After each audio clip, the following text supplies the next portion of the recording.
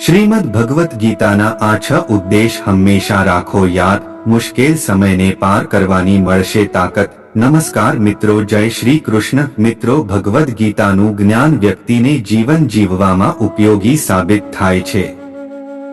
ભગવદ્ ગીતા સંપૂર્ણ જીવન દર્શન છે, જેનું અનુસરણ કરનાર વ્યક્તિ સર્વશ્રેષ્ઠ બને છે।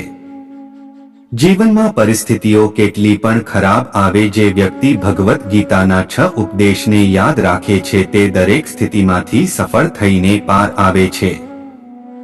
શ્રીમદ ભગવદ્ ગીતામાં ભગવાન શ્રી કૃષ્ણના ઉપદેશોનું વર્ણન છે।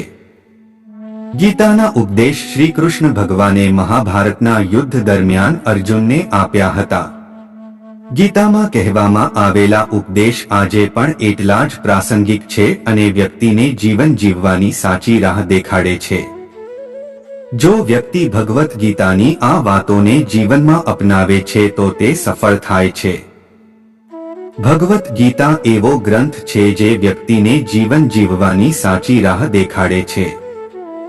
ભગવદ્ ગીતામાં જીવનમાં ધર્મ અને પ્રેમનું શું મહત્વ છે તે પણ દર્શાવવામાં આવ્યું છે। ભગવદ્ ગીતાનું જ્ઞાન વ્યક્તિને જીવન જીવવામાં ઉપયોગી સાબિત થાય છે। ભગવદ્ ગીતા સંપૂર્ણ જીવન દર્શન છે, જેનું અનુસરણ કરનાર વ્યક્તિ સર્વશ્રેષ્ઠ બને છે।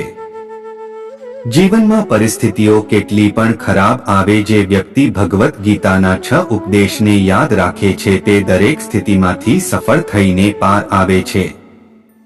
આવો જાણીએ શ્રીમદ ભગવદ્ ગીતાના અનમોલ ઉપદેશ। એક ભગવદ્ ગીતામાં શ્રી કૃષ્ણએ કહ્યું છે કે પરિસ્થિતિ ગમે એટલી ખરાબ હોય તે હંમેશા એક જેવી નથી રહેતી, તે બદલે છે। તેથી માણસે હિંમત હારવી નહીં।